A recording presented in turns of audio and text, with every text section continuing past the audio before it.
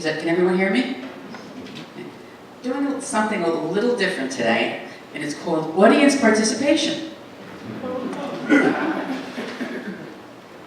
But fortunately, I don't have to call on any members of the congregation without their prior knowledge. So I have asked a few people to talk to me very casually today about how has Christ filled their mind, body, and spirit. Because we just heard the story of the 5,000 and the feeding of the 5,000 with the loaves and the fish, and how there was even more left over. So, let's see, who do I want to start with? Mr. Music, come forward. Good, Ray, how are you? Mr. Music, please. Remember that romper room? Mr. Music, please. Okay.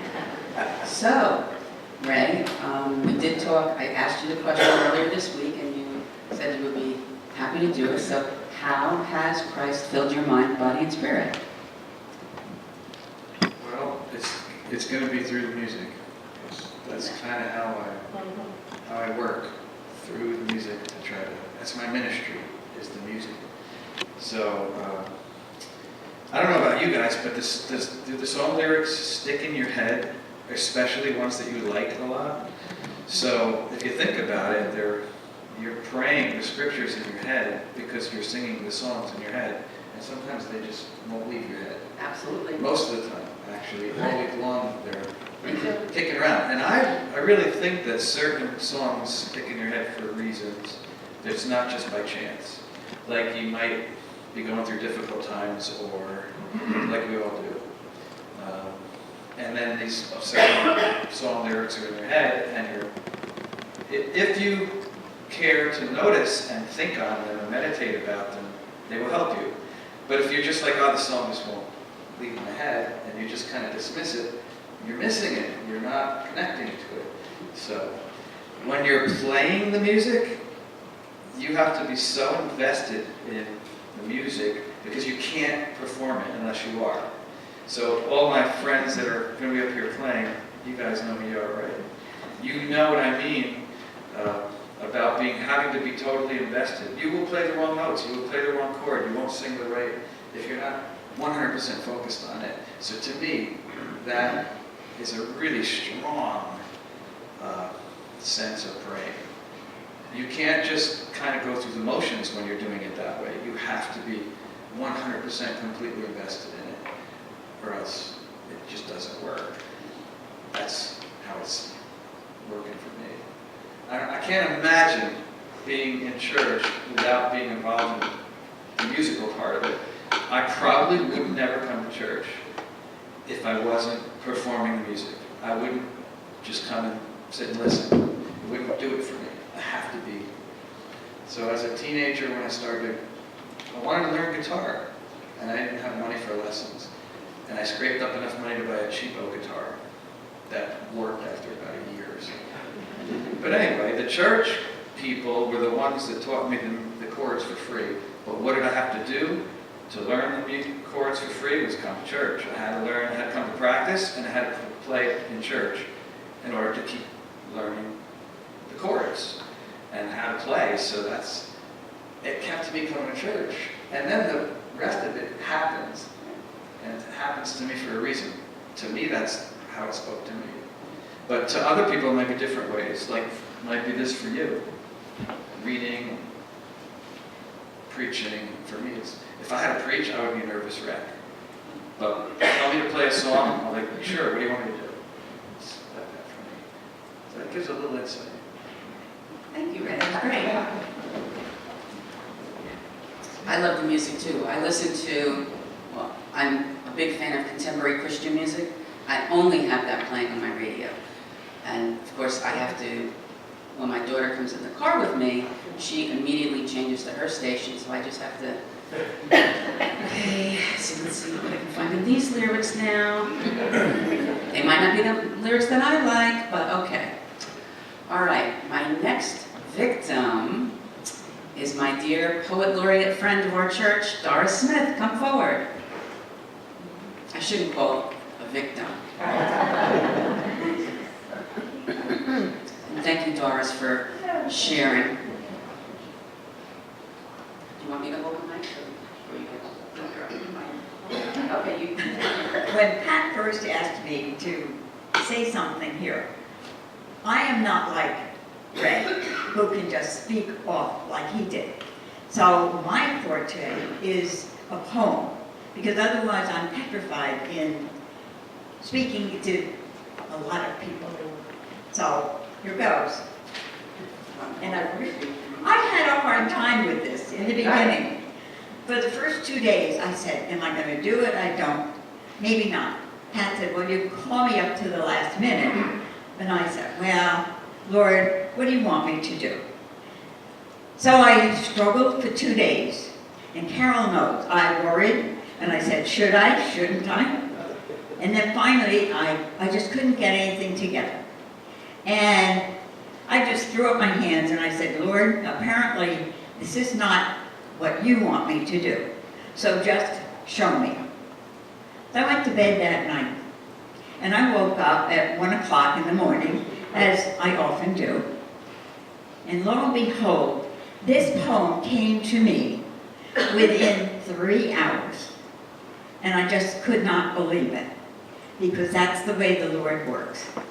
You have to depend on Him. So here goes. All these years, Lord, you've been with me. I've sensed your presence, but my eyes did not see. Little signs were given, loud and clear, but Lord, my ears just did not hear. Years went by and my life changed too. I married, had children, with plenty to do. And then one day, as I pondered the past, my eyes were open to His presence at last. And all those times I felt lucky me, it was you, Lord, guiding my destiny.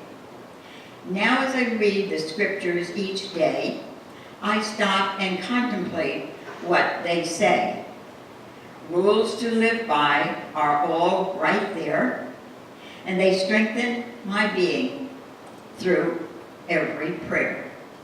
I gave my heart to Jesus and asked for His love to forgive my sins and give me a shove to do my best no matter the task. Remember that Jesus is there. Just ask. I still have worries and fears for tomorrow, but I know God is in charge of my joys and my sorrows. I can only rest easy and know in my heart that Jesus is encouraging me to do my part. And that was what the Lord gave to me.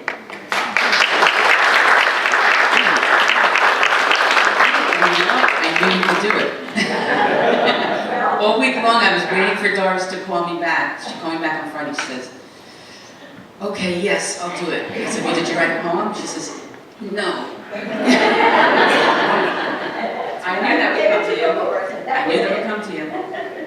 Okay. Thank you so much, Doris. That was wonderful. Do not lose that, because we may want to print that in the open door. My printer went on a blank. So All right, no, but maybe we can put it in the open door. Lisa, maybe? Okay. Last but not least, my very own daughter, Jill Martin. You can only make one teenager be a victim. And so I have to choose my own, because I don't think I could get anybody else to voluntarily come up here and do this for me.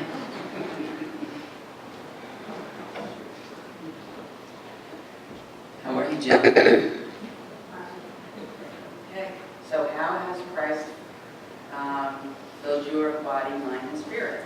I actually didn't know what I was supposed to write, but so I just pieced something together. Sorry, I wasn't but it's a little bit of a backstory. But so when my mom asked me this question about a week ago, and if I was comfortable answering it in front of the congregation, I was a little nervous, but I had to take on the opportunity because I had a pretty good answer in mind. A little over a year ago, I was going through a really rough time in my life. I made a choice that I was hoping would have a positive effect on me. The question that was leading to a really important decision was if letting God into my life could help me. Even though I was confirmed to you before that, I was really unsure about what I knew about who I was, the Bible, or Jesus, or anything really. I wanted to take this time to hopefully clear my thoughts and connect more with God and just get a better understanding on who I was. I started to get a better feel on who I was becoming, but not so much God. Over the course of the rest of 2014, the interest was, I still wanted to keep working on, growing my relationship with God. Through the rest of 2014, my grandmother was ill, and it was hard to see a woman I looked up to and cared so much become so weak and fragile quick. When it became progressively worse, so did I. Right after her passing, after being able to be with Pastor Brian, my mom, my Uncle Stephen from England, praying around her as she took her final breaths, I felt the pain stop in her and in me in the slightest. I was able to connect more with Mrs. Pierce, who helped me recover from my loss a little thereafter. She taught me things that would help me have a clear mind and how to get that stronger connection with God. During that time, I was fighting depression and addiction when thankfully I was able to find a program and have a fellowship here in Hillsdale on my side. I have been taught to respect my higher power God and to live my life being faithful. Involving faith, Christ, meditation, and prayer in my everyday life makes me a better person, clears my mind, cleanses my spirit, and re-energizes my body. With God in my life today, I am happy and I am healthy and I am thankful. With God in my life today, I am able to live a full life to the best of my ability.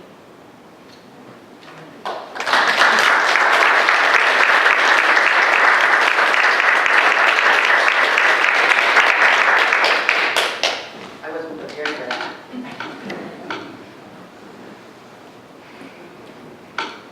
Does anybody else want to speak extemporaneously?